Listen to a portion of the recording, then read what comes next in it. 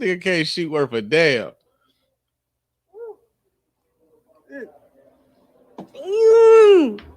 Ain't gonna play around, period. My shoulder hurt. Damn. My shoulder hurt. Sir, you're going to have to stop. You are blowing the holy hell out of my ceiling. All that smoke and stuff is from where you're shooting that gun with no stop, and you are till that stuff, you're blowing the living daylights out of my ceiling. Okay, thank you. And I don't know who let you in, but you cannot shoot this gun without a stop. Shorty just posing. This gun doesn't have a stop. Oh man. Okay. But please, you have done massive amounts of damage to my room. Okay? You can't do that. Nigga missed the whole target, G. Oh man. Buddy missed the whole fucking target, man. Oh my god, man. Yo. Welcome to the redo of episode 305 of the Spann Report. I am your host, Mr. Spann, and yo, man, they tried to shut us down, baby. The power went out while we were recording earlier today, and 5 hours later, here we are trying to do this same shit again. But yo, man, this shout out to my man Brian for sending me that on Twitter, man. This nigga shot up the whole damn range, man. He okay, so for those of you who aren't watching live right now, this guy was at a gun range. He was shooting an AR-15 pistol, and he missed the entire target. Like the whole time he was shooting the fucking ceiling. And he had like, instead of a butt stock, he had like a buffer tube on the AR-15 pistol. It may have been AR-47, who knows? But either way, he didn't know what he was doing. He for damn sure can't shoot. And it was weird because it was funny because old girl just like, so long as the guns go boom, she like, we don't play around, period. Like you don't hit shit either. You know what I'm saying? You're gonna damn sure hit the wrong motherfucker. And although that isn't funny, but still, the fact that old white man came out like, man, you done caused massive damage, bro. Like, stop shooting that. Y'all remember that clip on what was it? Harlem Nights, when he was like, stop shooting that little shit. He not shooting the little shit. He just ain't hitting the shit he's supposed to. But he didn't hit the target once, man. He didn't hit the target once. So yeah, man, I feel like as the day has gone on and all of the dumb shit that's been happening, especially around this like power outage and shit that kept me from doing the show earlier. That was apropos, man. That was apropos. But yo, man, like I said, this is episode 305 of the Spann Report podcast, man. And before we get into the whole show, man, I do need to remind you guys how to get in touch with us. How to get in touch with us over here at the Spann Report podcast. Let your voice be heard. You can go ahead and hit up the hotline at area code 313-288-0485. There's area code 313-288-0485. Leave us those voicemail messages, and of course, those messages will get read here live, played here live on the show, and responded to in kind. And you can also call us live as we do this here on Facebook, YouTube, and Periscope. So we are live on Twitter, Facebook, and YouTube right now. So if you're watching the show, you can hit up the hotline, call me, and we can chop it up while we're doing the show, right? Area code 313-288-0485. You can also email us here at feedback@thespannreport.com. That's feedback@thespannreport.com. Go ahead and leave us those emails, and of course, those emails will get read here and replied to here live on the show as well. Follow your man Spann on Twitter and Instagram. My name on both of those platforms is Mr._Spann. So you can go ahead and follow me there, chop it up with your man Spann throughout the week.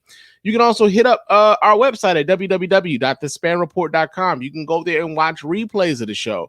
You can donate to the show as often as you like, as much as you like. And of course, we really do appreciate every dime over here at the Spann Report Podcast Network. You can go there and buy yourself some merchandise, man. We got t-shirts, we got coffee mugs, we got hoodies, we got face masks. We got a whole lot of stuff in our store, man. So go to our website. Copy yourself some merch. It really does help us keep the lights on here at the Spann Report podcast, man. Real talk. Leave us a 5-star review on iTunes and or Stitcher Radio. Those 5-star reviews are the ones that get read here live on the show. We really appreciate everyone who does that. It doesn't cost you a dime, just a couple minutes of your time to let everyone know why you're rocking with us over here at the Spann Report Podcast Network, man. Real talk. And you can do that on iTunes. You can do that on Stitcher Radio. You can do that on Podcast Addict. Yeah, those are the 3 ones. And then on Castbox, I know you can leave comments on Castbox. If you're listening to us via Castbox, you can leave us comments there, and we will read those comments here live on the show, man. Real talk. And I think I got all of the business out of the way. Yeah, I think I got it all out of the way, man. So yeah, it's like I said, this is the second time we tried to record this episode, man. We had a power outage earlier today, man. I was like 20 minutes into the show, and then shit just shut the fuck down. It was kind of crazy, man. And one good thing that kind of came up out of this, though, right? Shout out to Auntie Christina, man. My wife's aunt, man, like kind of looked out. And so this bottle here, man, I got a bottle of this Crown Royal Peach here.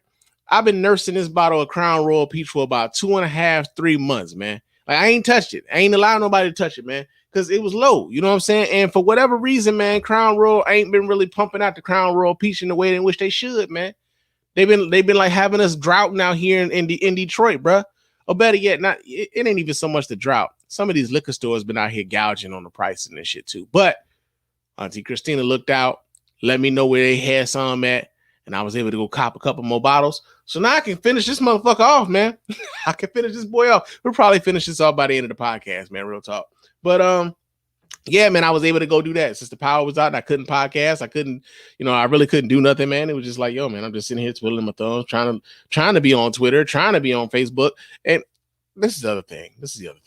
So T-Mobile. Talk about their 5G network, man. Their 5G network is ass by my house, brother. When my power went out and my Wi-Fi went out, it was a stark reminder of how shit T-Mobile's service is by my crib, man. It is no excuse for that. I might as well have been on dial-up, man. Real talk. I'm on Twitter and it's like taking hours of well, not hours, but it feels like hours where you like watching videos and shit and it's buffering or whatever. Like, I'm on 5G. Why the fuck is this shit buffering, bro? It don't even make sense, man. But they selling that 5G shit, and maybe there was something to it, to you COVID-19 conspiracy theorists, motherfuckers. Maybe it was something to it, man. I don't know. But we got let me get off into the show. I got some random thoughts, right? I did these earlier, but they're still random, man. There's still like some things that I have been thinking about over the course of the week, man. Real talk. But my first random thought, actually has to do with the situation that happened to me a couple nights ago. So I was on my way home from work. I did like 12 hours at work or something, and I was beat, like I was tired and shit. And I said, well, you know what? I had a taste for catfish, and I knew of a spot that was kind of close to the house, not exactly the closest, but my favorite spot ain't that close at all. And I didn't feel like driving all the way over there. And by the time I got over there, it had been closed anyway. So I found this other spot in Lincoln Park, Michigan, man. Shout out to Lincoln Park, Michigan. But I went to this spot, and I was on my way there to go pick my food up or whatever. And as I'm driving, there's like this Ford F-150 and shit that's like driving kind of like alongside me or whatever. And there was this like woman in like the back seat of the Ford F-150, and she's throwing this out right here, right? White lady, she's throwing this out, right? And I'm not really thinking much of it, kind of like lost in my own little thing. And I got my podcast playing in the car or whatever, just riding, and I'm not really paying her much attention until like I get alongside them, and I just so happen to kind of turn and look. And when I turn and look, this chick is in the back seat. It's like, you fucking nigger, take your punk ass home. You fucking nigger, go back to your old goddamn neighborhood. You don't belong here, fucking nigger. And I just laughed, bro. I just laughed. I ain't had nothing for him, man. I ain't had nothing for him. Because, for one, for the longest, like, I didn't even know that's what so she's throwing this little symbol up, and it looks like the A-OK sign. I know a lot of Kappas use this as their hand signal and whatever else. A lot of racists have adopted this as a white power symbol now, right? So, she's throwing it. I'm not even paying it much attention, but it seemed as though, like, for one, I was like, I'm annoyed because I'm tired, right? I just worked hard all day. I'm hungry. I just want to get my food, go home, wash my ass, sit down, eat my food, watch a little bit of TV before I had to get into bed and do this shit all over again in the morning. And this is what you contribute to the fucking society, is putting your little symbol out of the car window, out of the truck window, and telling some black dude that you don't know to go back to his neighborhood or whatever else, man. I really didn't have anything for him because I was just like, I was more annoyed than anything else, man. Like, man, this dumb shit, man. I ain't had nothing for him. I was more so annoyed than anything else. I just thought it was funny, and I just kind of laughed, right? But then the other thing that I was thinking about was like, what is it exactly with the racist and Ford F-150s, man? Like what is the relation? What was the correlation? You know what I'm saying? Like, because typically, like, you'll see this a lot. Like, if you watch anything like on like Vice News or some shit like that, or if you watch like a documentary about races and shit, man, these motherfuckers stay with a Ford F-150 with like the American flag or like a Confederate flag, you know, waving in the back of that bitch, or they might have like one of those thin blue line like decals and shit on like the back window or whatever else. You know what I'm saying? Every time I see those, I'm like, fuck you. You know what I'm saying? But like, it's something about that, the way that they like who they associate themselves with now. Like every time I see that shit, I just see red. But like, you'll see that, or you'll see like they'll have like a Punisher emblem on it, but it's like the police with a Punisher emblem on it, and they don't know that like the Punisher don't even fuck with the police like that. It's like that whole little thing, man. It's like all these little connections that they all are just like intertwined or whatever else. And I'm just like, man, what is it with like, you know, racists in the Ford F-150? Like, although I do know that, like, you know, Henry Ford was a racist son, you know, racist sack of shit. You know what I'm saying? I don't know if it's rooted in that or what, but yo, man, I be thinking about that, man. The other part about that is that, like, you know, it's part of the reason why I don't really want like a pickup truck or like a Ford F-150 in particular. You know, I know it's like the number one selling pickup truck in America or whatever else. They always advertising that shit. I mean, I like Silverado, not this particular Silverado because I think the grill is ugly, but like, I just wouldn't fuck with a Ford F-150. And then the other part about that is like when you get like a pickup truck and shit, you know, my wife has been like, you know, toying with the idea like she wants a pickup or whatever. And I'm just like, I don't know about that. You know, because when you get a pickup truck, everybody think you're gonna help them move, and I'm just like, nah, nigga, I ain't doing that. Like, I'm tired. I ain't picking up shit. I pick up enough shit when I'm at work, bro. Even when I move, I'm not picking up shit, nigga. Like, we got movers, bro. Like, hey man, could you pick that up and take that over there? Like, that's I be tired, man. I be tired. I pick up enough heavy shit when I'm at work. So no, I ain't got it. I ain't got it for you. I ain't got it for you.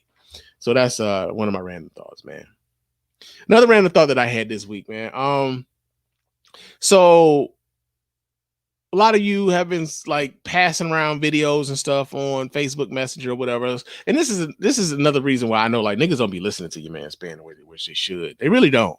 Because I said this weeks ago, like, if you send me a video on like Facebook Messenger, I'm not watching that shit.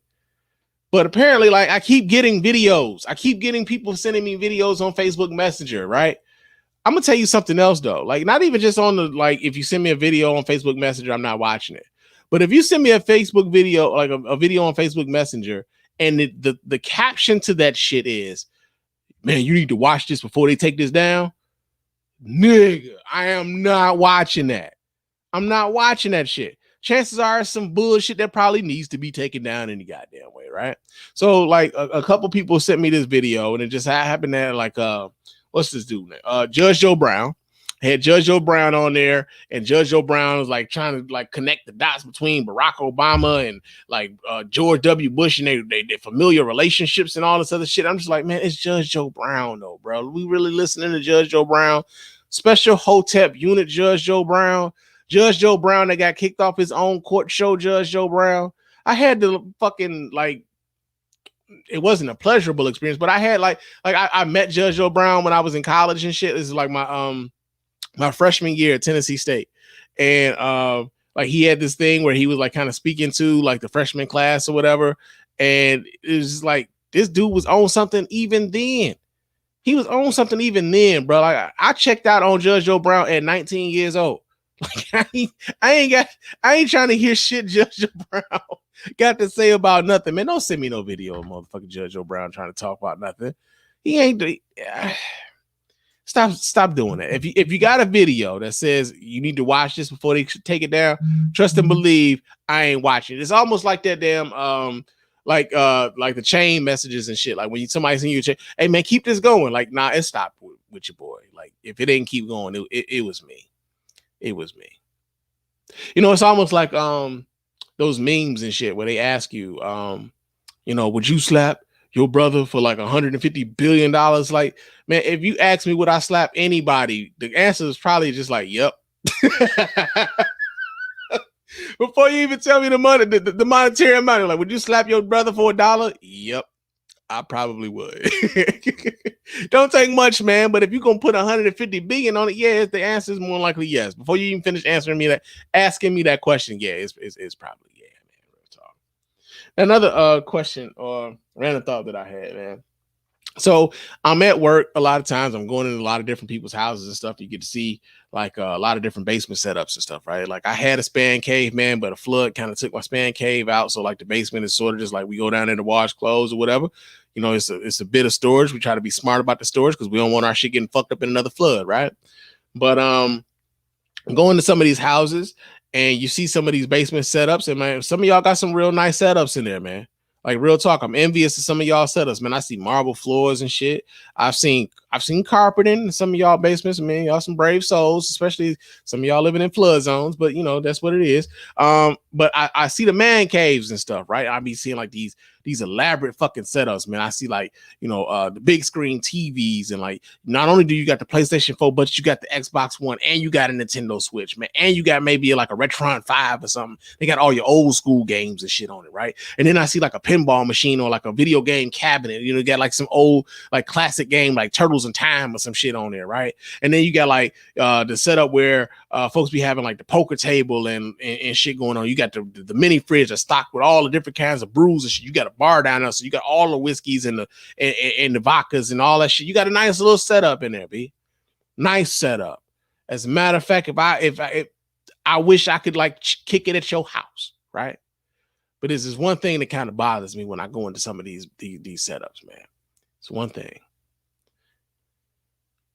Y'all need to take them damn yellow energy guide stickers off y'all TVs, bro. Real talk, man. Like you got your man Spann's permission. As a matter of fact, if anybody fucks with you about taking that energy guide sticker off the TV, tell them to come holler at your man Spann, man. Because real talk, like, man, you done had this TV for 6 years, man. Are you planning on taking the TV back? Like, for real, man. Like, I don't know. Like, I could tell it's a 6-year-old TV because it got the thick ass bezel where they could put the sticker on the front. Like, it's a bright yellow and black sticker. It draws attention to itself. You sit up here trying to watch Avengers Endgame and shit, and it's like this bright fucking warning label on your TV and shit. Like, nah, man, take that shit off, man. Take it off. And like I said, if anybody gives you some shit about it, tell them your man Spann told come holler at him. Real. Go ahead and do that, man. Real talk, man. Take that shit off of there. Another random thought that I had, man. So y'all been ignoring the fuck out of these doctors' orders and shit, right? The doctor's orders been getting ignored like a motherfucker all across the country, man. We've seen like COVID-19 cases spike. We've seen like kids are being forced to go back to school. People are going back to work. All sorts of industry, like even with the sports, man. Like you got whole baseball teams and shit getting infected with the shit. And they ain't telling them like, nah, we're not playing baseball. And I'm like, nah, just put them niggas on ice for a couple weeks, right? We gonna get this baseball in, right? But man, y'all been ignoring all these doctors until Dr. like Demon Dick came around, right? So Dr. Demon Dick is this, I don't know the doctor's name. She was on a video that Donald Trump had like been retweeting and passing around. They've taken that video down off like Twitter, YouTube, Facebook. They got that shit the fuck up out of here. This is one of them videos and shit that y'all was trying to share to me on Facebook Messenger or whatever. But she's on here talking about, they use hydroxychloroquine and she's been curing motherfuckers with the hydroxychloroquine. Like, yeah, all right, that's cool. That's all fine and good. But you was talking about demon sperm, though. Like, so like, how seriously are we to take you? You know what I'm saying? And like that, I know we like, and somebody told me this earlier. As a matter of fact, it was Anissa. Anissa was like, yo, man, we did tell these motherfuckers to listen to black women. And she is a black doctor. She is a black woman doctor. But yo, man, it's just weird, man, how like y'all been ignoring all this fucking like medical advice, and then all it takes is somebody who like who just like confirms this conspiracy shit that y'all be on, and you like all in. You know what I'm saying? So, yo, man, I was just thinking about that. But that was my random thoughts. But yo, it's time to get into the news, yo.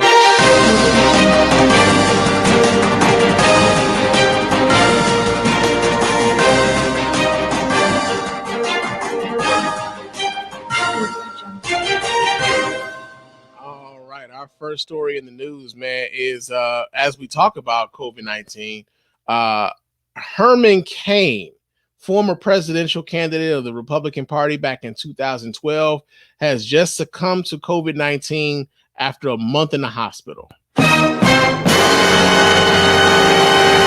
We get the story here. This comes out of businessinsider.com. It says the former Republican presidential candidate Herman Cain has died after being hospitalized with COVID-19. He was 74. Cain, who recently joined Newsmax TV and was set to launch a weekly show, died in an Atlanta area hospital where he had been critically ill for several weeks. Sure. What time's the alarm? I'm not even talking to you, Google. Stop it. It says died in an Atlanta area hospital where he had been critically ill for several weeks. The conservative website Newsmax reported on Thursday he was admitted on July 1st, 2 days after being diagnosed with COVID-19. Cain's official website also announced the news in a blog post. Herman Cain, our boss, our friend, like a father to so many of us, has passed away, wrote Dan Calabrese, an editor for the website. Excuse me. He's entering the presence of the Savior. He served as an associate minister at Antioch Baptist Church in Atlanta for and preparing for his reward. It's unclear how Cain contracted COVID-19. He tested positive for the disease 11 days after attending a campaign rally for President Donald Trump in Tulsa, Oklahoma. Cain, who was an ardent Trump supporter, tweeted a photo of himself at the rally in which neither he nor those around him wore masks. 2 days after Cain announced he had tested positive for COVID-19, he expressed support for the Trump campaign's decision not to require a mask at an Independence Day celebration at Mount Rushmore. Masks will not be mandatory for the event, which will be attended by President Trump. People are fed up, Cain tweeted. The tweet was deleted after Cain's death. A tweet from Cain's account on Wednesday suggested that vaccine skepticism was justified because the U.S. government and the media had incinerated their credibility. The tweet linked to a post on Cain's website in which the columnist argued that there was no way of knowing the truth about whether a coronavirus vaccine would be safe.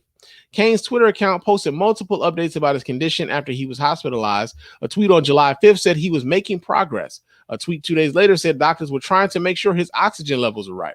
Tweets on Monday said that while Cain was still being given oxygen, his other organs and systems are strong and he is really getting better. So I'm going to say this right now, man.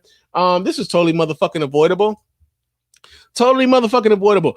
At a certain point, I know, like, you know, like, at a certain point, it's as if this particular administration, those who are sycophants or those who are followers of this administration, are pledging themselves to a death cult, right? Pledging themselves to a death cult. Herman Cain was 74 years old, took his ass to a political rally in Tulsa, Oklahoma, basically like daring COVID-19 to kind of come in there and fuck with him, right?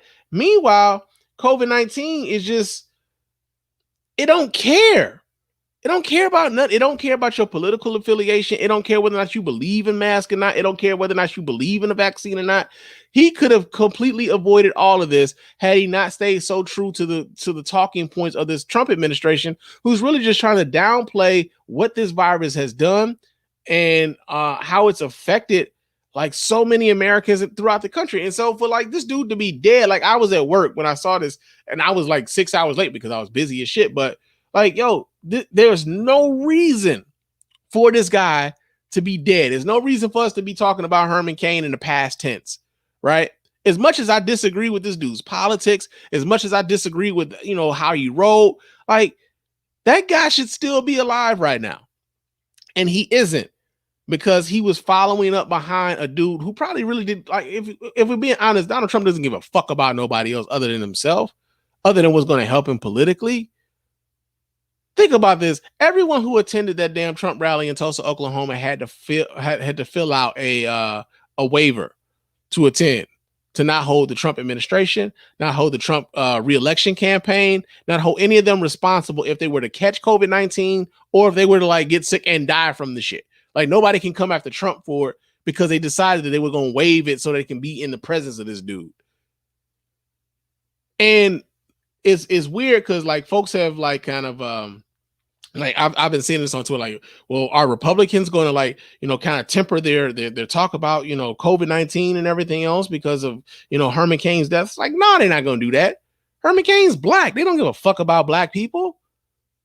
They'll use black people in order to like, promote a certain narrative, but they don't give a fuck about black people. It's why they only pick the black people that black people don't respect. It's weird. Like the Republican Party, the Trump campaign in particular, they pick out the black people that most black people don't even fuck with to give you the black perspective. And meanwhile, most black people don't fuck with them. Black people don't fuck with Brandon Tatum. Black people don't fuck with Candace Owens. Black people don't fuck with Alveda King. Black people don't fuck with Diamond and Silk. We don't fuck with them. We don't even like, man, what's wrong with these fools? Right? And so for Herman Cain to be dead behind trying to keep up the party line is insane. It's in fucking insane, man. That guy is dead because he wanted to keep up the party line, man.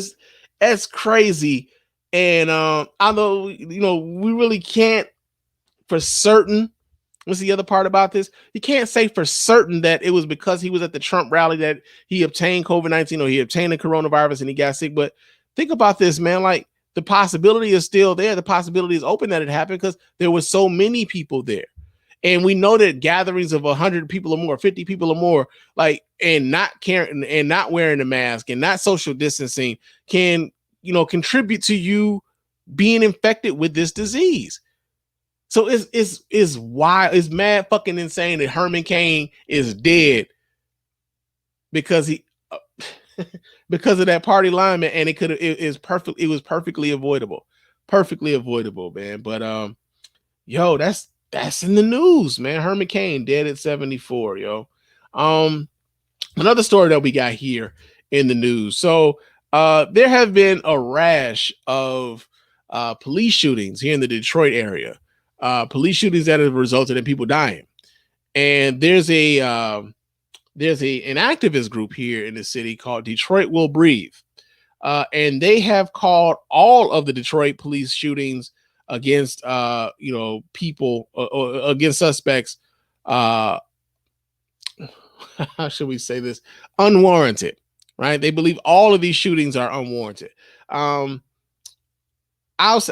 just go to the video. I'm gonna pull this video up so you guys can watch along with your man Spann. Let me go ahead and do that so y'all can see what I'm talking about here. But let's see what they got going on.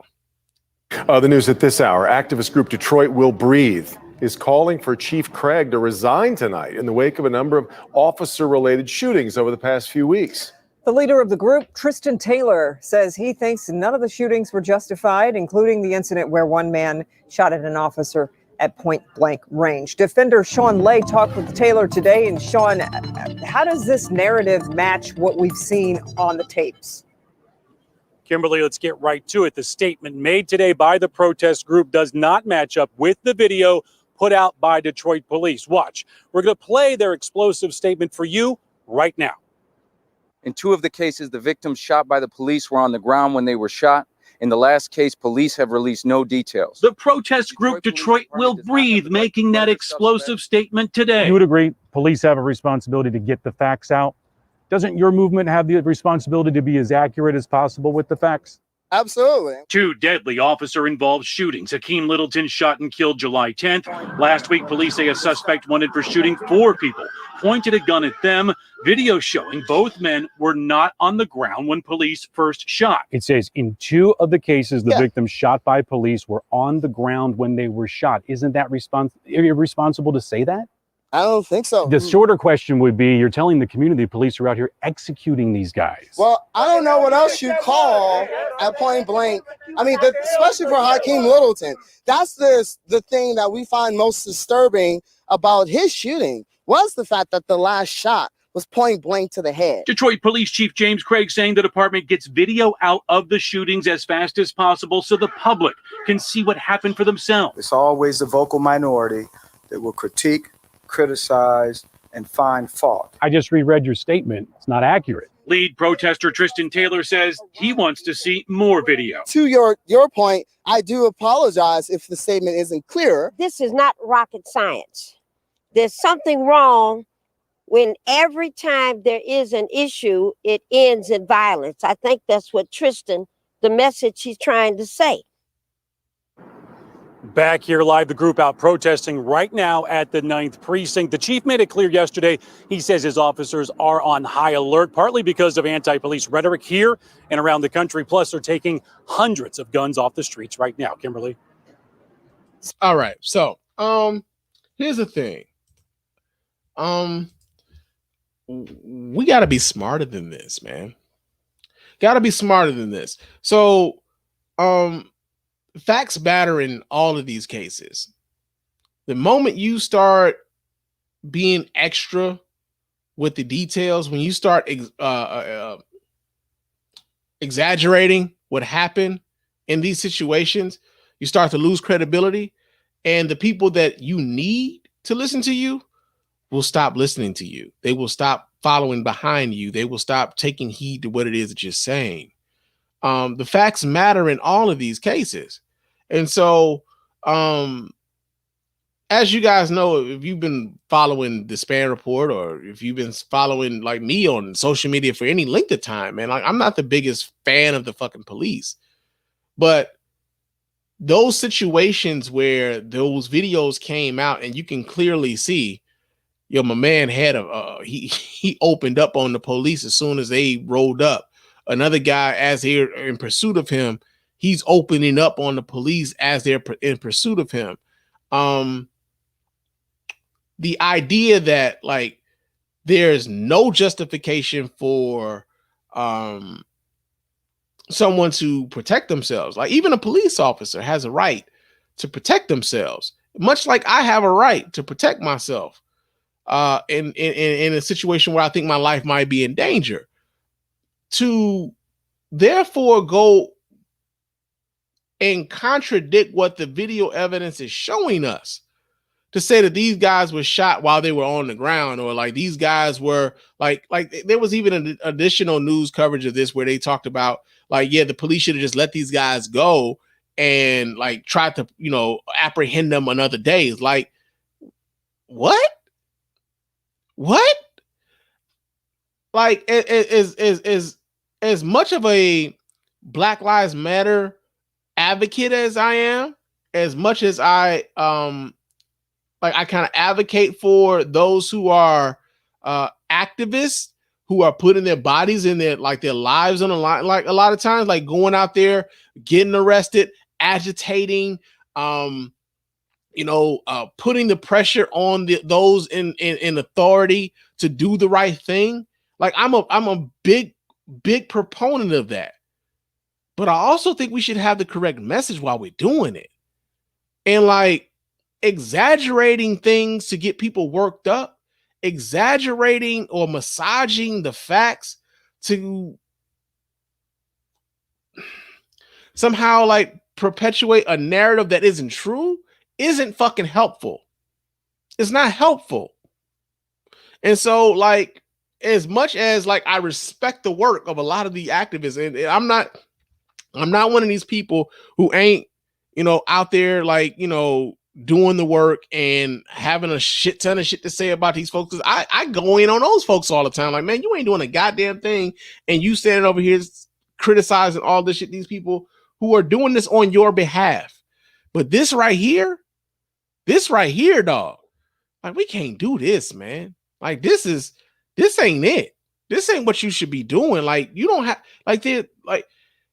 and it puts me in a position where I'm standing here on my show defending the police when I'm like, that ain't even what I do.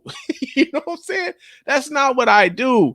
But we got to be smarter than this, man. We can't be out here being so engrossed in an idea, so engrossed in an idea that we lose all reason, right? We can't do that. We got to be smarter about how we move, how we progress as a movement, how and the people with whom we put forth as our spokespeople, right?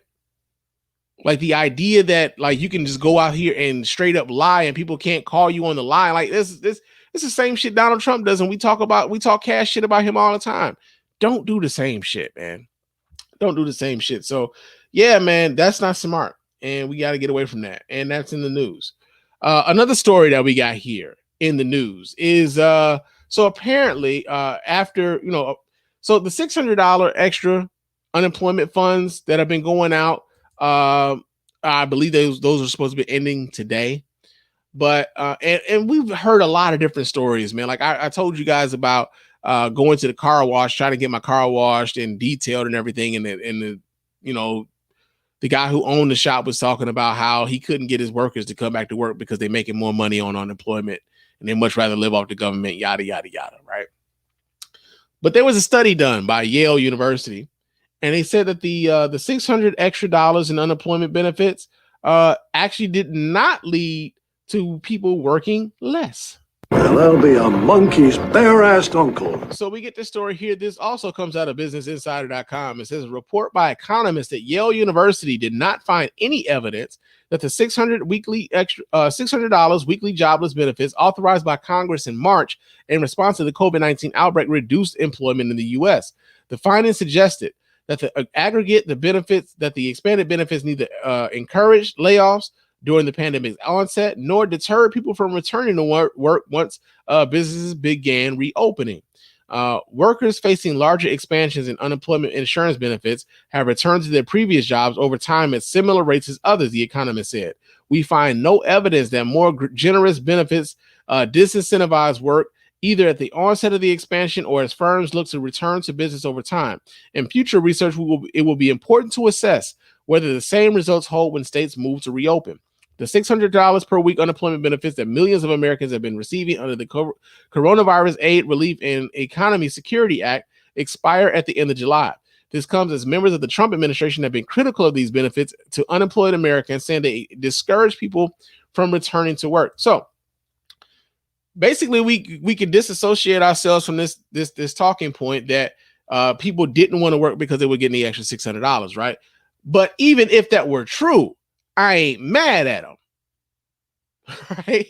As we've talked about this on the show plenty of times. Like if I was making more money on unemployment at home and I didn't run as much of a risk of catching COVID-19 while I was at home, as opposed to going to work and having to risk catching that shit, maybe possibly not being right, maybe possibly not ever coming back home. Yo, man, I'm gonna take that 600. I'm gonna take that extra money. I'm gonna sit my ass down, man. And so, to find out that like this wasn't exactly keeping people from going back to work is it kind of cuts into that talking point. Not only that, like I didn't think that's how it worked any fucking way, right?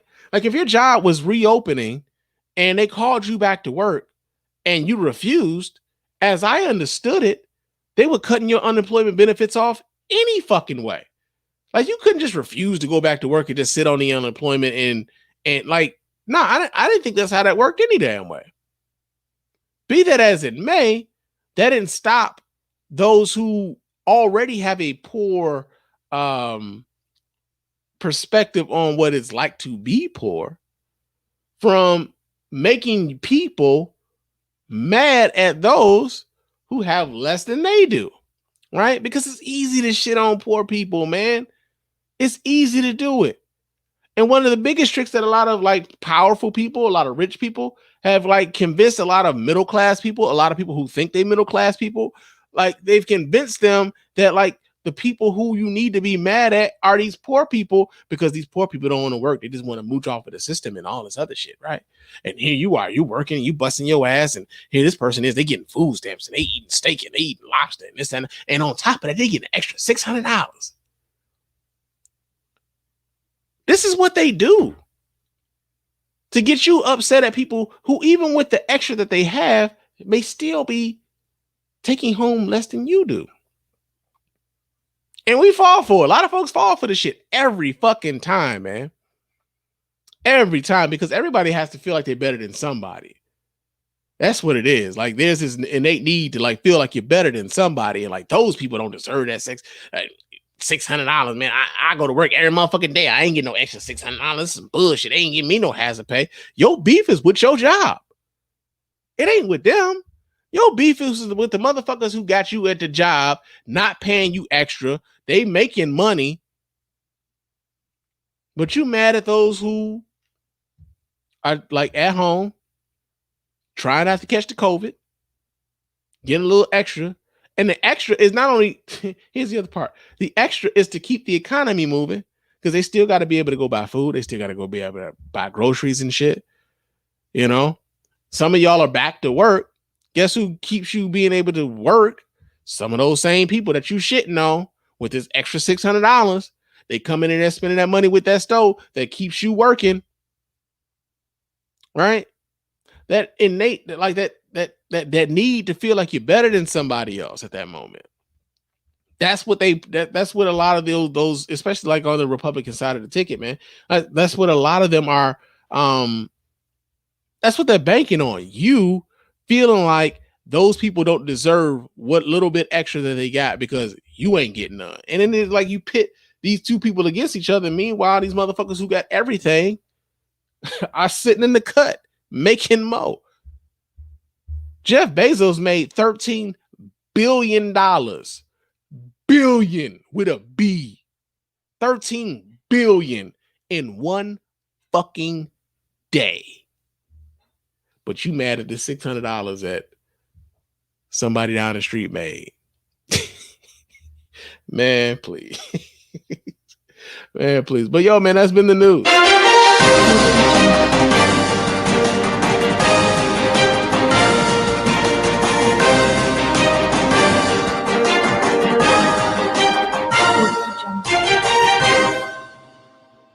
But y'all know what time it is. What in blue blazes is going on out here? Did this nigga just say blue blazes?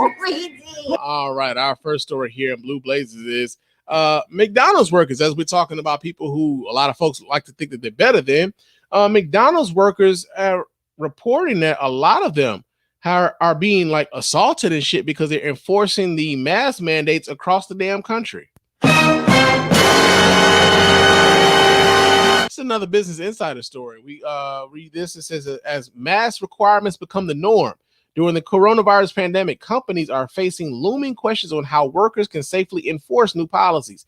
A Service Employees International Union survey of 4,187 McDonald's workers shared with Business Insider found that 44% of respondents said that they had been verbally or physically assaulted after confronting customers who weren't wearing masks.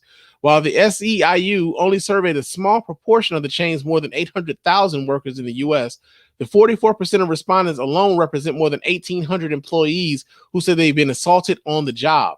One McDonald's worker who was assaulted at work is Maria Resendez, who visited the hospital in late June after being grabbed and hit by an anti-mask customer through a drive-through window in Oakland, California.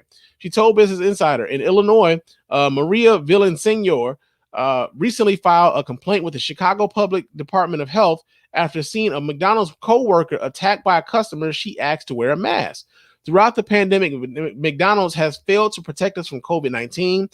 Now is asking us to police a culture war that's not in our job description and we're not paid to do. So I know a couple weeks ago, we were talking about this. I know here in Michigan, like Governor Whitmer made it it's pretty much like she put down an executive order that if you were going to a public place that you had to wear a mask, or if you're going to the gas station, put your mask on. If you're going to Target or Walmart or anywhere else, put your mask on.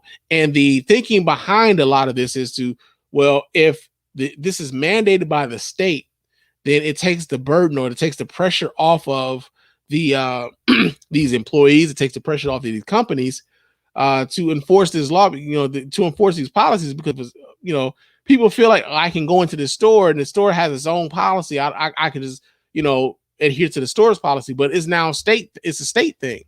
And so what we're finding out is there are people whom are buying into that same talking point, that same party line that ended up in Herman Cain losing his life, are walking into a lot of these establishments in defiance of these mandates, these state mandates that you have to wear a mask in these places of business.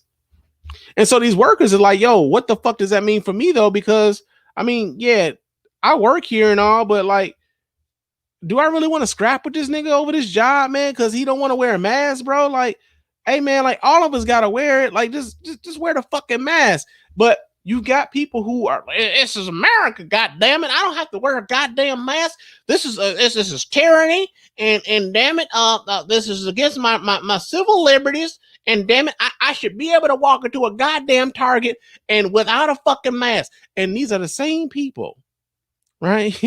Same people who applauded like all these businesses that were like, yo, we don't want to serve a certain type of folk, right? Like those bakeries and stuff that didn't want to like bake cakes and stuff for homosexual couples and everything for their marriages or whatever else. Or like Kim Davis down in what was it, Tennessee, I believe it was, Tennessee or Kentucky. I want to say Kentucky. But like she's denying these people, despite the fact that she works for the state. So like it's beyond her. She's hiding behind religion and everything else. But you got these people who are walking into these establishments who have the clear right to say like, hey man, we can serve whoever the fuck we want to. If you either do what the hell we ask you to do, or you can get the fuck out.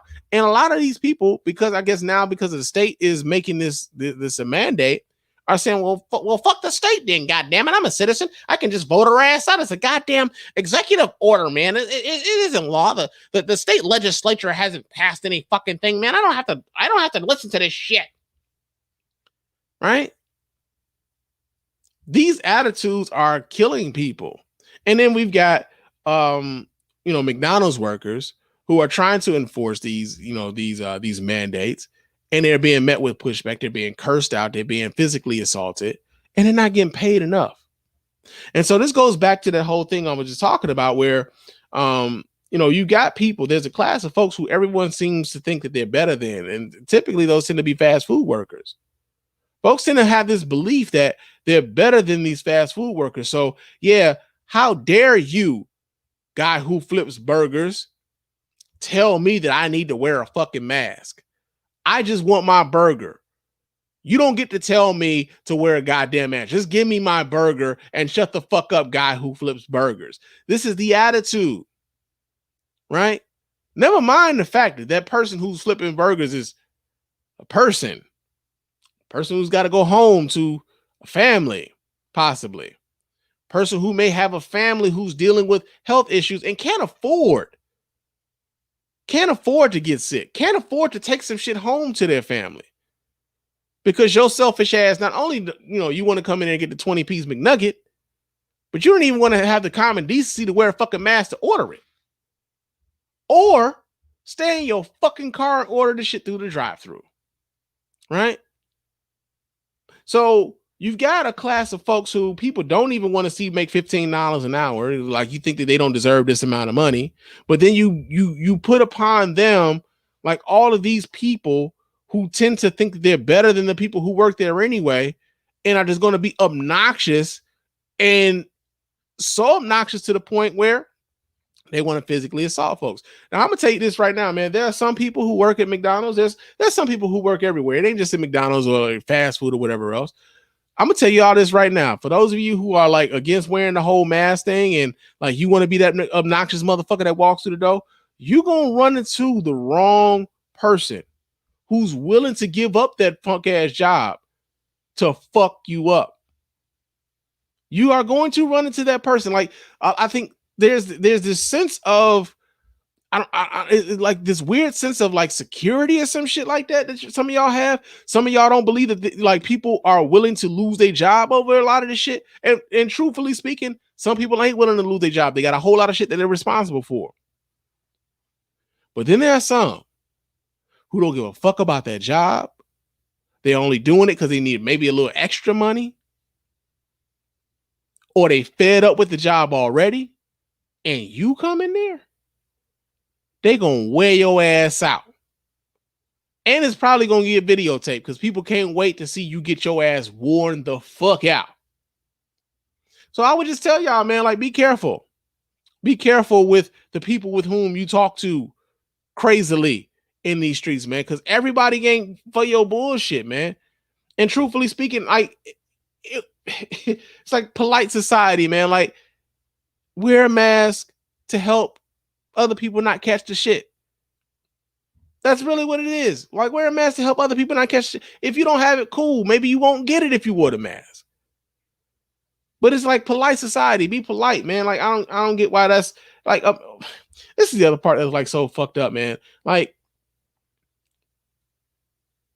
as much as America likes to tout itself as being like the number one country in the world, man, this ain't the shit to be number one for. It just ain't, man. Like, this is the dumbest shit to be number one for. Like, think about this. Nobody wants you, like nobody is allowing America, really. There's like very few countries in the world right now that are allowing Americans to like travel freely and shit. They're like, nah, you from where? The ghetto. When you say you from America, right? Americans like have this reputation of being like some smug motherfuckers when they go around the world. No longer, man. You can't afford to be smug. Like y'all some dumb motherfuckers over there. Real talk, man. Well, that's in Blue Blazes, man. Another story that we got here in Blue Blazes is hey man, people keep like taking advantage of this damn payroll protection plan shit. So a Florida man scammed the payroll protection plan to the tune of about $3.9 million. Ho, brother. Whoa. Now, you got too much dip on your chip. We read this story here. This comes out of yahoonews.com. It says a Florida man has been charged with fraud and other criminal offenses after receiving $3.9 million in COVID-19 relief funds and using the money to purchase, among other things, a Lamborghini. David Hines, 29, was arrested on Friday and charged on Monday, according to a statement by the Department of Justice. Okay. He said over $3 million has been seized from his bank accounts along with the sports vehicle. Authorities allege that Hines fraudulently applied for about $13.5 million in Paycheck Protection Program loans for a few companies. PPP, part of the Coronavirus Aid, Relief, and Economy Securities Act, was enacted on March 29th to provide small businesses with forgivable loans. Any money given to a company on behalf of the program is supposed to be used for rent or mortgage costs, employee salaries, and utilities. According to the DOJ statement, Hines lied on the loan application and made inaccurate statements about the expenses of the companies, including the amount paid to employees. Those purported employees either did not exist or earned a fraction of what Hines claimed in his PPP applications. U.S. Postal Inspector Brian Masmella says in an affidavit, according to the Miami Herald, collectively, Hines falsely claimed his companies paid millions of dollars in payroll in the first quarter of 2020. State and bank records, however, show little to no payroll expense during this period. Hines was approved for funding and received $3.9 million. Just a few days after getting the money, he bought the Lamborghini for $318,000. He is also alleged to have purchased luxury items from stores and resorts. In the past few weeks, Florida has become one of the hotspots for U.S. COVID-19 cases and recently passed New York for having the second most confirmed cases in the country behind California. So,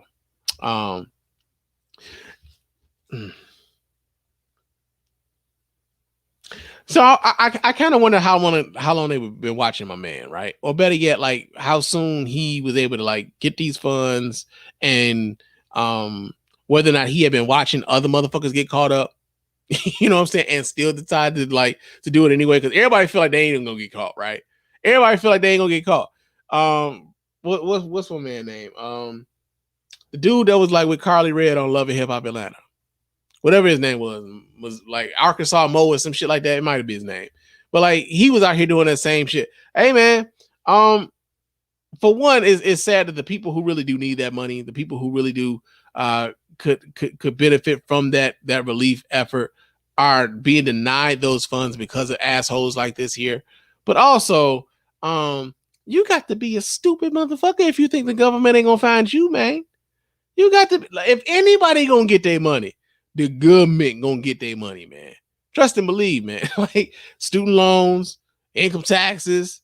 Like if they don't get their money, you gonna give them some time. They gonna get it out your ass. They gonna get it out your damn, or they gonna get it out your age or something. Ass and age, man. That's what they gonna get. Time and ass. That's all they like. That's. But that's in Blue Blazers, man. Stop scamming, man. For real, stop scamming. Another story here in Blue Blazers, though. Terry Crews. Terry Crews is back to some of his shenanigans, man. As a matter of fact, Terry Crews was Terry Crews decided he was gonna go on Twitter and make an acronym for the word coon. Negro, please. He did, man. He did. So we get this story here out of thegrio.com. It says Terry Crews sure knows how to become a trending topic after weeks of making headlines for his comments about Black Lives Matter and racism in America. The actor is yet again ruffled feathers online for tweeting about race. Crews 51 tweeted on Tuesday that what appeared to be an acronym for coon. The America's Got Talent host used the 4 letters that spelled out the racist slur to say, conquer our own negativity. Twitter users quickly picked up on Crews' apparent attempt to spin a word he's been called on the internet after criticizing the Black Lives Matter movement and later challenging the Black community to focus more on Black crime than police brutality. Now, remember what I said a few weeks ago, right? I said, like, Terry Crews seems like the kind of guy to never, like, who can't handle folks talking crazy about him on Twitter. Like, he can't let that shit go, despite the fact that many of these people don't mean a damn thing to him. He elevates that, like, that level of criticism. Can't let the shit go. But also, bruh. What are you doing, man? What are you doing? Somebody wrote it and said Terry Crews just made an acronym for coon, tweeted rapper Bobby Sessions, put 2020 in rice. We the Black delegation trade Terry Crews to the southernmost continent of Antarctica for one penguin, another Twitter user joked. One Twitter user expressed their offense to Crews' use of slur writing. Sir, have you looked up the acronym of your message, thought, movement? I love your work and family values, but do not agree with you on some of your stances. But this acronym is not you. It's an outdated term used to tear each other down. Crews responded, I agree. The word is horrible, but I've learned to catch the lemons thrown at you, make lemonade, then make lemon bars, make a lemon-scented hand sanitizer, sell the rinds in the spice aisle, and barbecue lemon pepper wings, then take the seeds and grow more lemon trees. I'm going to just say this right now. Someone get this jigaboo away from me. I'm just saying. Like, dude, let it go. Let it go, man. Like, this idea, like, the, especially the whole black on black crime bit. Like, we've broken that down here on the Spann Report podcast way too many times to count. Like, the idea that I get it. So there comes a time where some people come into some information at a later time than others. And so you may have to give them room to figure out where this new information, how it fits into the grand scheme of things, right? The problem with Terry Crews and those like Terry Crews is like, yo, man, you 51 years old, bruh. And you're on social media a lot. So it's not as if you don't have access to the conversations. You're a man of, I mean, you've got like some notoriety. I mean, dude, you host a fucking nationally televised, talent show on like one of the big four networks in America. You've been in movies and television shows. Like you got some level of notoriety, some level of like people know who you are. You can get access to some people who could steer you in the right direction. Do you want that information though? Do you want to be educated on these topics? Because truthfully speaking, what tends to happen with a lot of this stuff is like they'll repeat these old tired racist talking points thinking that they own some new shit, right? They think that they saying something deep. Everybody I know who talks about that, like, but what about black on black crime? Every last one of them niggas thinking they being deep right at that moment. Every last one of them. I have not met one who don't think they being deep at the moment, who think they telling you some shit. Right?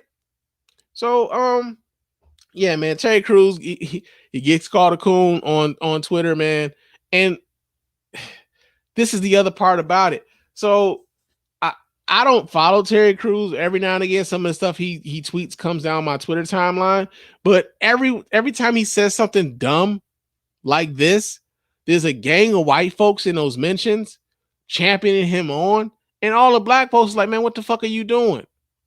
At a certain point, you just got to kind of recognize like, yo, man, that might be the attention that he wants. Right?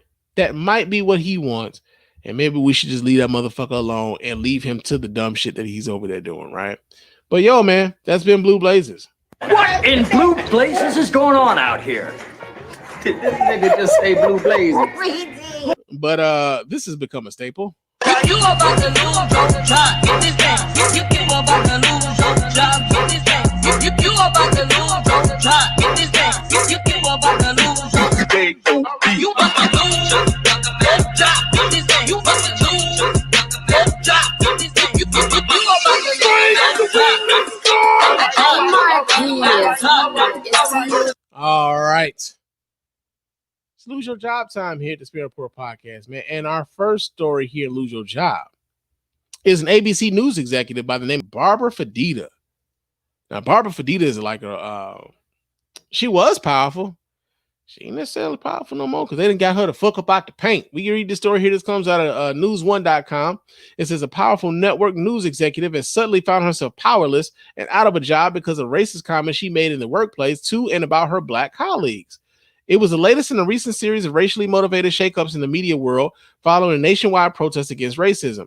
The Los Angeles Times reported that Barbara Fedita, who served as the business affairs chief for ABC News, was fired on Monday, in part because of what she said about Robin Roberts of Good Morning America. But Fedita also targeted at least two other black women who were also on-air talents using racist terms and allegations that were first brought to light in a report by the Washington Post last month.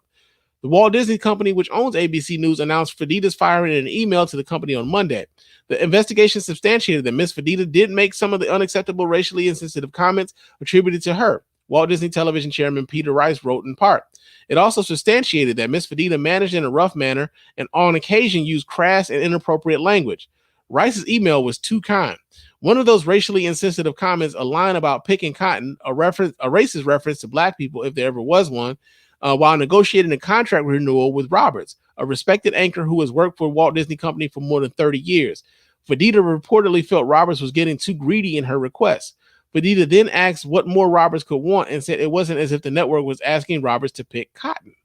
The Huffington Post quotes a source saying that she said. But wait, there's more. Fedita also allegedly used the term low rent to describe Sonny Hostin, a black co-host on The View.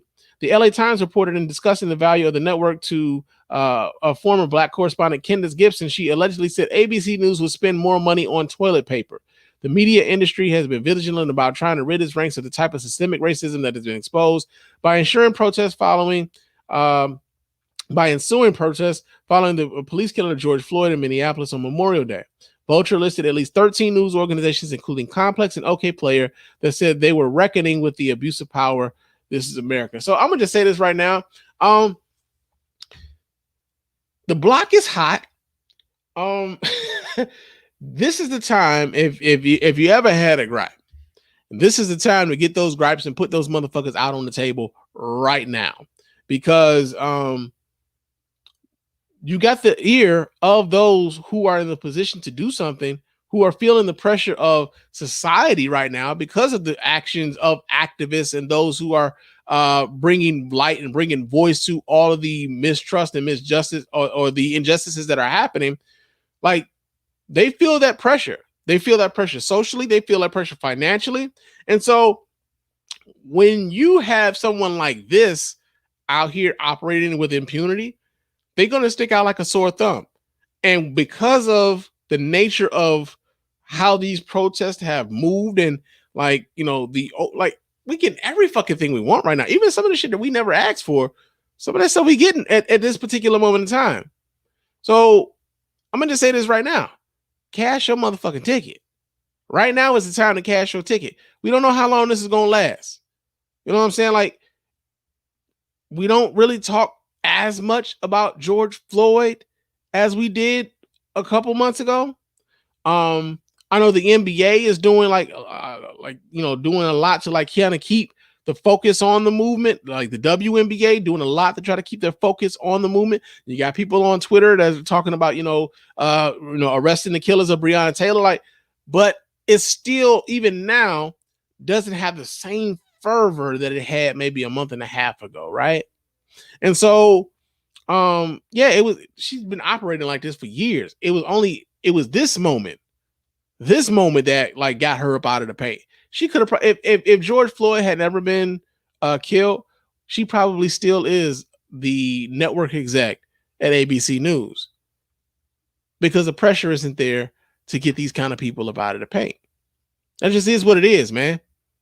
It is what it is. And so, yeah, man, she lost her job for being racist. But she's not the only one who lost her job for being racist, because there was a teacher in Idaho who also lost her job for being racist. As a matter of fact, she was being racist and sexist at the same goddamn time. And that'll be a monkey's bare-assed uncle. So we read this story here. This comes out of news.com.au. So this is actually maybe like an Australian outlet.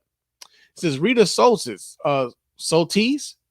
was employed at Idaho Fine Arts Academy and Eagle Middle School, came under fire after parents and school officials spotted her July 18 Facebook post. It referenced Mayor Lauren McLean's recent criticism of white supremacists who attended a Black Lives Matter protest in the state capital, Boise, and attacked some attendees. Her white supremacist hater ass needs to get laid by BLM members, Ms. Soltis' post read. Should be a group activity and make it go viral. I'm still deciding if they should wear masks during the activity, Ms. Soltis wrote.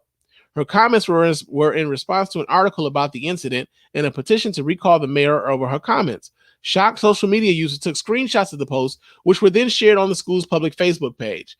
Rita Soltis, let's see what everyone thinks of you. Idaho Fine Arts Academy, this is how you let your employees represent. So, I'm going to just say this now.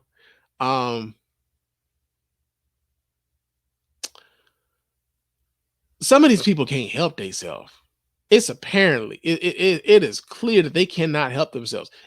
As we talk about this being a time where the block is hot and like people, like racist folks being put up out of the paint for like some of the crass and crazy shit that they say on social media. In this time, she thought that was okay to say. Right? Like she thought that was okay to say. Also, why are you defending like white supremacists again?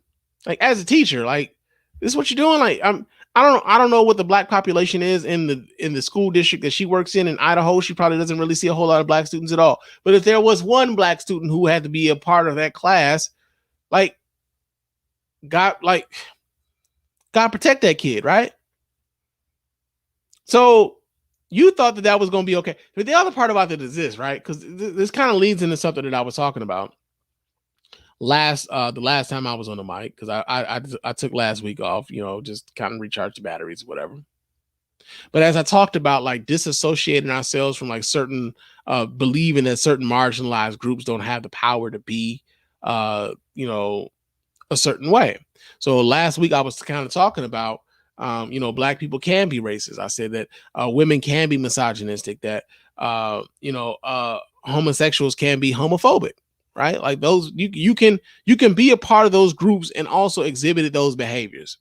And I met a little bit of a pushback. As a matter of fact, I got an email about that. Let me read this. Hold on, because damn it, I forgot about it. As a matter of fact, but let me read this email that I got about this, because this actually ties into that. So hold on just a second, you guys. Let me pull this up. All right. So oh shit, where does it go? Here it is. It said, Mr. Spann, you were describing what you were describing was self-hate, not racism, in reference to whether or not black people can be racist. People much smarter than you have studied this ad nauseum, and they've come to this conclusion as well. Are you going to follow your own advice and listen to the experts on this, or are you going to be a hypocrite about it? Just wondering. And this person signed it off, male 15. So here's an example of a woman being misogynistic. Here's an example of a woman actually promoting a sexist talking point that like she must need to get laid and everything else, right? But in the last episode, when I was talking about that, it's like, I also gave you examples of black people in positions of power meting out, using that power to discriminate against someone solely because of either race or sex or whatever else.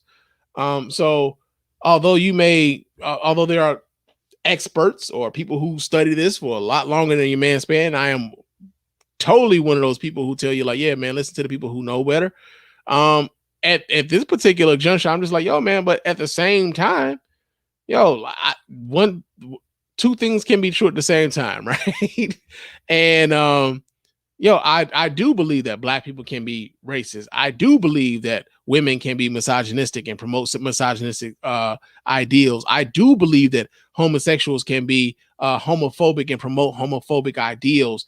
And truthfully speaking, a lot of times people who are in positions of power, people who are in positions of privilege, they'll use those very same people to promote that shit, right?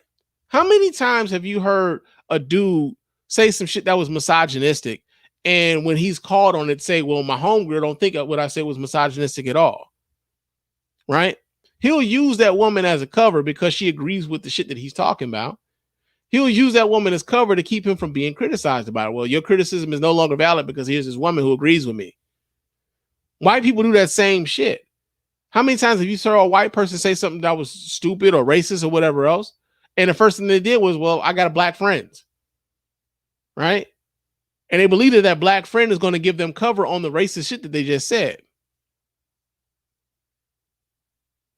It doesn't make what they did any less racist, misogynistic, or homophobic, or sexist, or whatever else. So this woman, while going after the mayor for being mad at the mayor for going after white supremacists, does so in a sexist way, and is not supposed to be sexist because she's a woman. No, man, it's still sexist. It's still misogynistic to say. So yeah, man, like, I mean, you can feel how you feel, and I thank you for writing or whatever, but it kind of ties into exactly this. It doesn't mean that like these people can't be racist, sexist. What you can be a part of a marginalized group. This woman she's a woman, so she's a part of a marginalized group. That did not stop her from doing what she did, and the results are still the same. And she lost her job because of it, right? So yeah, man, that is that has been Lose Your Job. You about to lose your job. Get this thing. You about to lose your job. Get this thing. You about to lose your job. Get this thing. You about to lose your job. You about to lose your job. Get this thing. You about to lose your job. Get this thing. You about to lose your job. All right, but y'all know what time it is. That I'm proud to be an American, where at least I know I'm free. All right, that's enough of that shit. It's proud to be an American time here at the Spann Report podcast, man. And our first story here in Proud to be an American is so in Florida, COVID-19 is like, is pretty big. It's pretty big. We've already read about how they've already surpassed New York to having the second most coronavirus cases in the country. Well, in Florida, child hospitalizations of COVID-19 patients have surged 23%, and the state is still talking about reopening schools. Ho, brother. Whoa. Now, you got too much dip on your chip. So we read the story here. This comes out of CNN.com. It says just weeks before schools must open across Florida, the numbers of new cases and hospitalizations due to COVID-19 has surged. On July 16th, the state had a total of 23,170 children ages 17 and under who had tested positive since the beginning of the pandemic, according to the Florida Department of Health. By July 24th, that number had jumped to 31,150. That's a 34% increase in new cases among children in 8 days. More children in Florida are requiring hospitalization. As of July 16th, 246 children had been hospitalized with coronavirus. By July 24th, that number had jumped to 303. That's a 23% increase in child COVID-19 hospitalization in 8 days. During the same time period, the death toll among children in Florida went from 4 to 5. On July 18th, Kimora Kimmy Lynham died from COVID-19 complications. According to the state health department records, the 9-year-old girl's family said Kimmy had no known pre-existing conditions. The surge in child COVID-19 cases and hospitalizations come amid rampant debate over whether children should return to classrooms this fall or if they should continue remote learning. I'm going to tell you this right now. No kid should be going back to school. No kid should be going back to school. Dead ass. That's it. That's it. So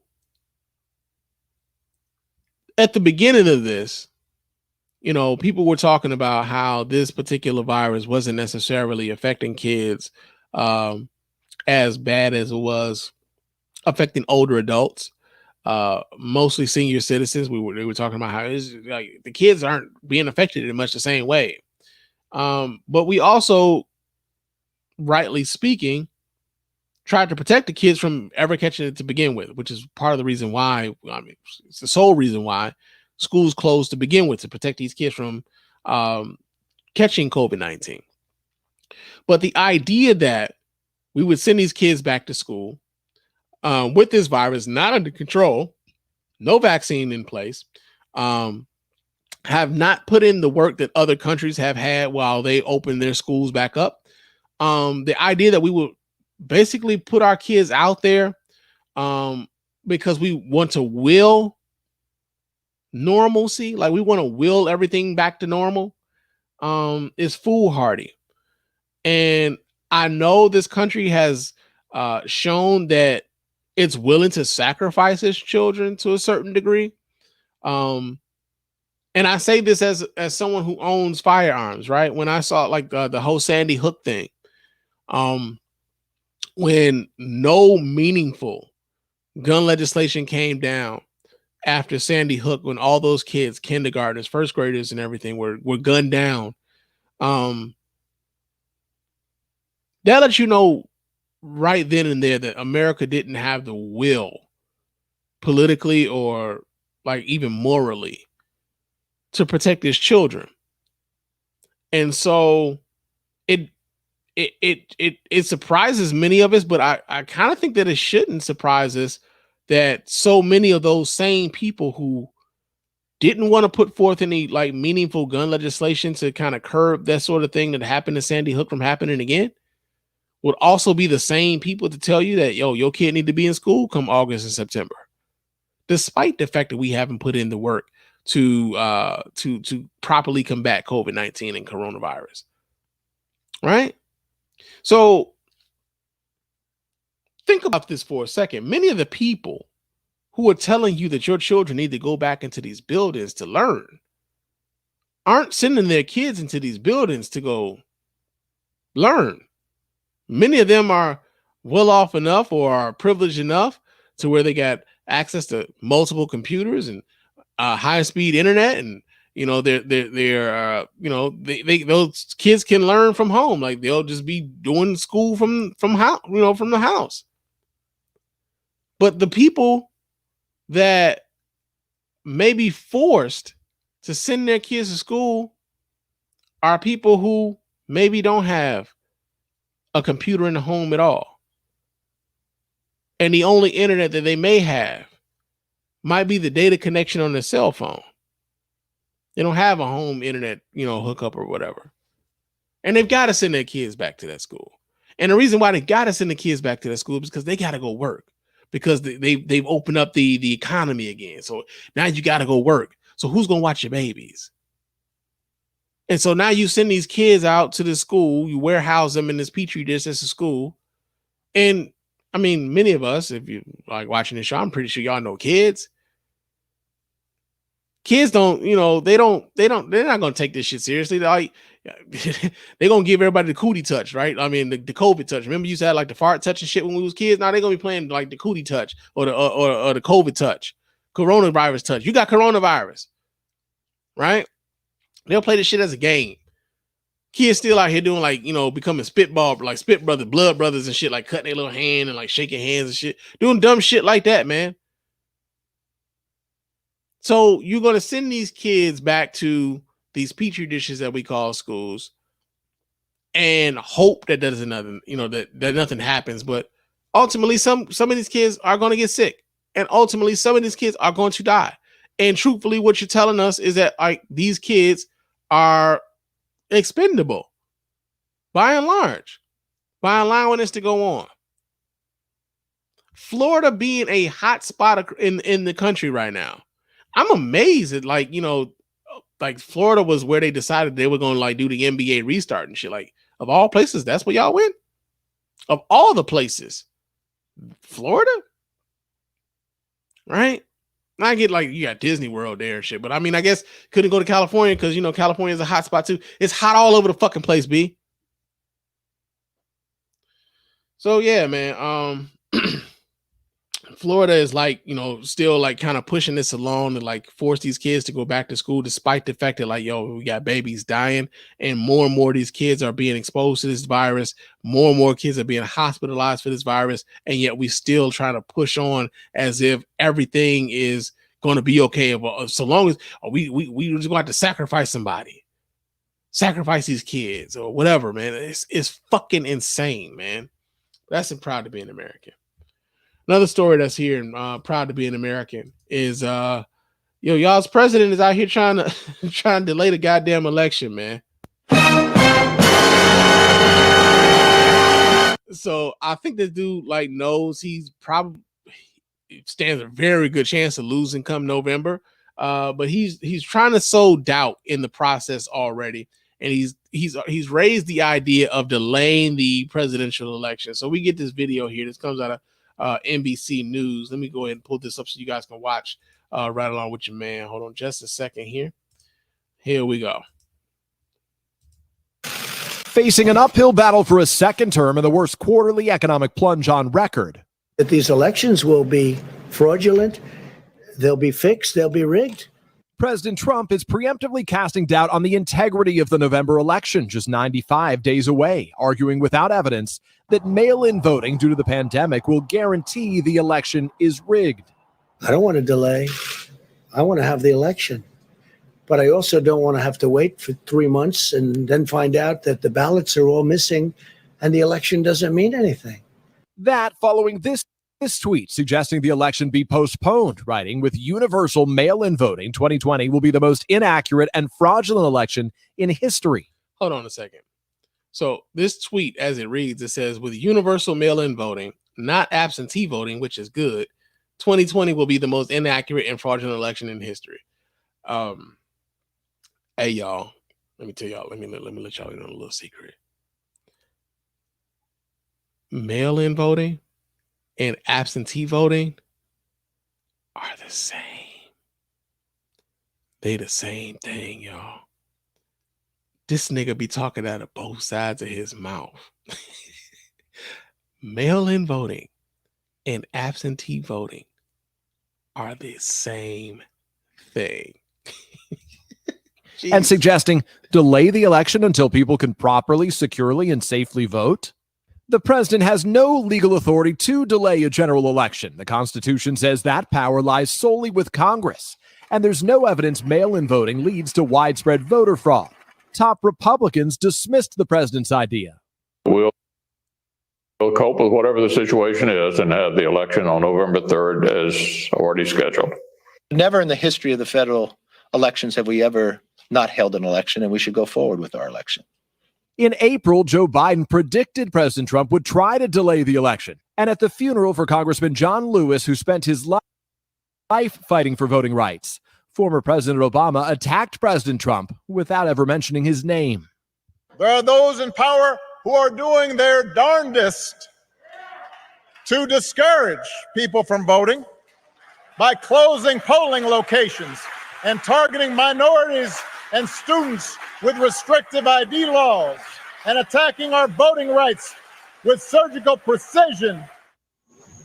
And this morning, the Washington Post is reporting that the Postal Service is now experiencing days-long backlogs of mail across the country after a top Trump donor, now running the agency, put in place new procedures described as cost-cutting measures. Postal workers are now warning those policies could undermine their ability to deliver ballots on time. All right. So I was actually getting ready to say just that, right? So here's the thing. This dude, he's already trying to undercut whatever the results of the election were, right? He did this in 2016. Like he did this in 2016. The whole time Donald Trump was running in 2016, he talked about the election being rigged. The whole thing is rigged. The system is rigged, this, that, and the other. And then he won.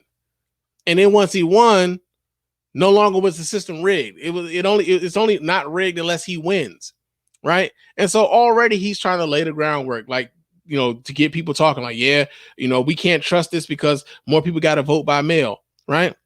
Now, here's the other part about this. As they talked about in the story, you've got a postmaster general who was appointed by Trump, and the only reason why he was appointed by Trump was because this dude was a donor to Donald Trump. That's his only motherfucking qualification for the job.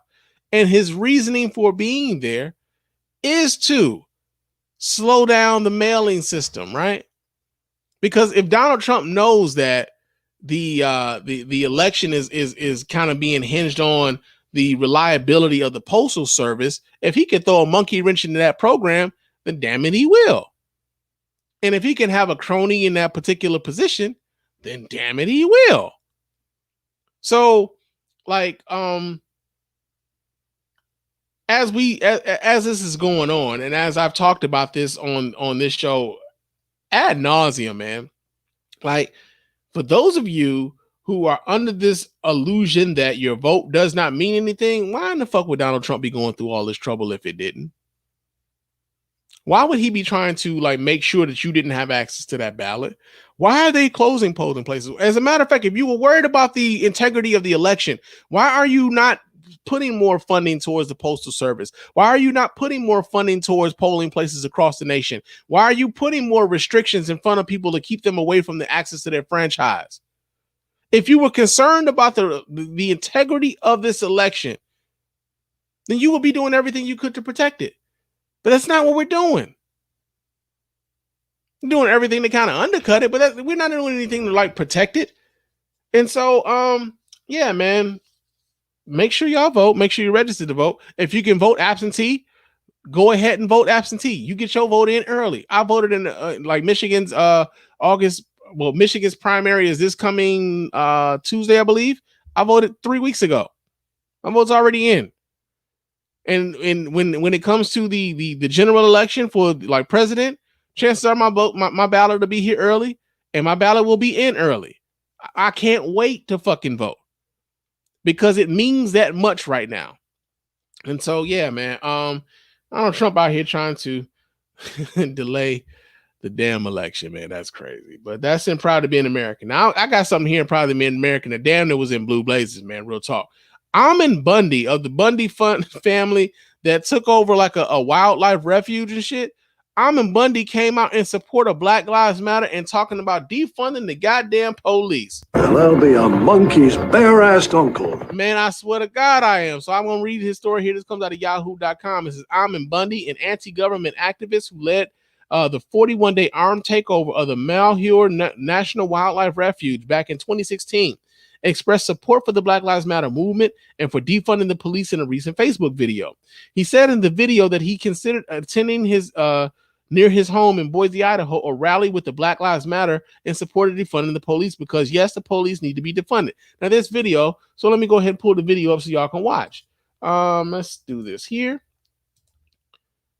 All right. Let's see what he's talking about. As soon as this thing loads up. All right. I simply was going to go to a rally with the Black Lives Matter in support of defunding the police because, yes, the police need to be defunded. And anybody who don't understand that is just somehow must be, I mean, I'm trying not to be, too poignant here, but must have a problem. You must have a problem in your mind if you think that somehow the Black Lives Matter is more dangerous than the police. You must have a problem in your mind. If you think that Antifa is the one going to take your freedom, you must have a problem in your mind. You must be thinking, you must be hypnotized by these social media code words or by, conservative talk show hosts that basically put these keywords in your mind to make it so that you think certain things about certain terms, such as defund the police. No, defund the police is the correct thing to do. They become a huge authoritarian bureaucracy that will be the bureaucracy or the people that take away our liberty. They will be the ones to do that. And the only thing that's going to stop them is people uniting to stop them. That's it. I'm sorry. That's what's going to happen. But you patriots, if you really want to call yourself that, somehow think that the law enforcement is your golden calf. And you do the same thing with many other things, such as the military, even when they're doing terrible things across the world. I'm not saying that everything they're doing and every person in it, don't get me wrong, are doing that. But there needs to be a defunding of government in general, and especially the police forces, because they're the ones that are actually going to seek and destroy us. All right. So, I saw this come down my timeline on Twitter, and I was like, that's interesting. Like, Almond Bundy, like the same, like I remember his dad came out, was talking about being a supporter of the KKK and everything, like, or like linked to some racist organizations and shit. And truthfully speaking, when you're a part of like those militia type movements, man, a lot of the people that they tend to attract, like those people like Timothy McVeigh and Terry Nichols, like the people who blew up the fucking Oklahoma City government building back in 95, I want to say it was. Like, these are the types of people that they attract. So to see Almond Bundy out here talking about I was gonna go and walk with Black Lives Matter, and like because they out here talking about defunding the police, like understand like Almond Bundy at this particular moment in time may be on some shit like, yo, the enemy of my enemy is my friend at this moment. And that particular movement over there seems to have some momentum. So if I can get some shit that I want up out of that, then maybe I should go ahead and lend my little support to them. I don't really give a fuck what they talking about, but that particular topic right there, yeah, I'm in agreement with them on that, and I'm gonna roll with them on that. And the moment I get what I want, I'm out. Right? I'm out. Much the same way that like that Lincoln Project with Donald Trump, you know, like there's a lot of like Republicans and shit who have been like for years touting a lot of racist policy and shit, but Donald Trump is a bridge too far for them. So they going all out. They putting all these clever ass fucking ads. They're great ads, man. Let's keep it a buck. Great ads. But ultimately, they just want Donald Trump up out of the way. Not that they really give a fuck about, like, you know, the things that like we would necessarily care about or be proponents of. And so Almond Bundy at this particular moment in time is just like, yo, man, like they talking about defunding the police. The police had we was in a standoff with them for 41 motherfucking days. We lost people. We got people killed behind that shit. I mean, he got acquitted, but like, yo, people lost their lives behind those occupations and whatnot. And so, yeah, man, it's no surprise that like the people who are anti-government would be defund the police, right? Now, I know that there are some people who talk about defunding the police, and when they talk about defunding the police, really what they mean is abolish the police. And then there's some people who want you to mean abolish the police when you talk about defunding the police. I think he's one of those folks who wants you to abolish the police if he could. But ultimately, like, yo, that's you got to be careful with who, you know, starts attaching themselves to you and why they're attaching themselves to you. Understand what they want and understand why they're there. But it ain't because they want to be your friend. It's not because they want to be an ally to you. They see something in it for themselves. Be mindful of that. Be very mindful of that. But yo, it's almost time for us to get on up out of here. But before we do, y'all know how we do. The champ is here! The champ is here! The champ is here! The champ is here! All right. It's Champ of the Week time here at the Spann Report Podcast, man. And our Champ of the Week this week here at the Report is none other than the 44th President of the United States, Barack Obama, man. He's the Champ of the Week this week here at the Spann Report Podcast, man. And the reason why he's the Champ of the Week, they actually kind of alluded to this earlier, was the eulogy that he gave at John Lewis's funeral. Now, John Lewis was the Champ of the Week this week. John Lewis was the Champ of the Week 2 weeks ago on the Spann Report when we got word of his passing. John Lewis's funeral was this week. And yeah, 3 American presidents speaking at your funeral. You were probably a really important motherfucking guy. But they alluded to this in the story about Donald Trump trying to delay the election. And one of the reasons why I named Barack Obama Champ of the Week this week here at the Spann Report is because of it was a reminder of what it was like to have a competent leader, to have someone in that particular office that you didn't necessarily have to think about every day, or what kind of crazy shit they were going to be on every day. You didn't have to think about the stupid shit they would be on Twitter tweeting all the time, or the conspiracy theories that they would be spinning all the time. It was a reminder of what we used to have, and like, truthfully speaking, what a lot of us are longing to get back to. This is part of the reason why I think Joe Biden is a very good chance that he could be our next president, because there's a longing for what used to be, right? Not in the whole keep America great or make America great again sense, but like, yo, man, we used, like, shit was bad, but it wasn't like this, right? It wasn't like, at least not in my lifetime. Now, I'm sure someone who's older than me, like, yo, Spann, like, let me school you to some shit. But in my lifetime, I don't think it's ever. I can't remember a time where it was ever this bad. And so Barack Obama is a champ of the week this week. But let's listen to actually why he's a champ of the week this week. Let me go ahead and pull this up for you guys so we can watch along. There are those in power who are doing their darndest to discourage people from voting. These elections will be fraudulent. They'll be fixed. They'll be rigged. Closing polling locations and targeting minorities and students with restrictive ID laws. So we want to have an election. I'd love to see voter ID. Attacking our voting rights with surgical precision, even undermining the Postal Service in the run-up to an election that's going to be dependent on mail-in ballots. But I also don't want to have to wait for 3 months and then find out that the ballots are all missing and the election doesn't mean anything. We can witness our federal government sending agents to use tear gas and batons. We're telling them right now that we're coming in very soon. The National Guard, a lot of people, a lot of very tough people. That's where real courage comes from. Not from turning on each other, but by turning towards one another. Not by sowing hatred and division, but by spreading love and truth. And we're telling right now these protesters, and many should be arrested, because these are professional agitators. These are professional anarchists. These are people that hate our country. So there's a tell of the... All right. So, yeah, there it is. But, yo, man, like I said, Barack Obama, the champ this week, here at the Spann Report podcast, man, real talk. But it is time for us to get on up out of here, man.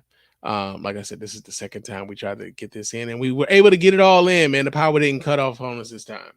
But before we get up out of here, I do have to remind you guys how to get in touch with us over here at the Spann Report podcast and let your voice be heard, man. Go ahead and hit up the hotline at area code 313-288-0485. That's area code 313-288-0485. Leave us those voicemail messages, and of course, those messages will get read here live on the show and responded to in kind. You can also email us here at feedback@thespannreport.com. That's feedback@thespannreport.com. Go ahead, leave us those emails, and of course, those emails will get read here and responded to here live on the show. Follow me on Twitter and Instagram. My name on both of those platforms is Mr._Spann. So go ahead and follow me there. Chop it up with your man Spann throughout the week. You can also go to our website at www.thespannreport.com. Go there, watch replays of the show. You can vote in the polls when we decide to put those polls up. You can comment on those episodes. You can donate to the show as often as you like, as much as you like. And of course, we really do appreciate every dime over here at the Spann Report Podcast Network, man. Real talk. Also, you can hit up our store and copy yourself some merch. Get yourself a t-shirt or a coffee mug or a face mask, because, you know, we want to keep you safe. There's a lot of stuff in our store, man. So go ahead and get yourself some merch. And also leave us a 5-star review on iTunes, Stitcher Radio, and Podcast Addict. Leave us those 5-star reviews. Those 5-star reviews are the ones that get read here live on the show. We really do appreciate everyone who goes about the business of doing that. Doesn't cost you a dime, just a couple minutes of your time to let everyone know why you're rocking with us over here at the Spann Report Podcast Network, man. Real talk. But yo, man, it's getting late, and I will talk to you guys again soon. But until next time, fam, peace.